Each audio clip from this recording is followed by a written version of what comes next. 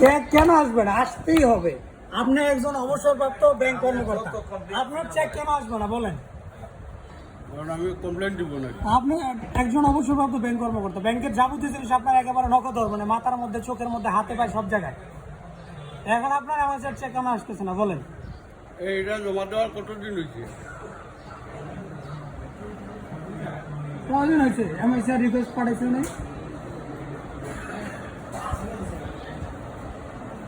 আমি স্যার কতদিন লাগতে পারে স্যার এমআইসিআর চেক আসতে?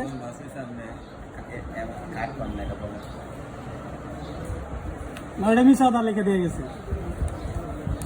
ওরা আন্দাজে কমপ্লেন এটা আন্দাজে কমপ্লেন করলে দেবো না, কার্ড এখন 7 দিনের মধ্যে চলে আসে।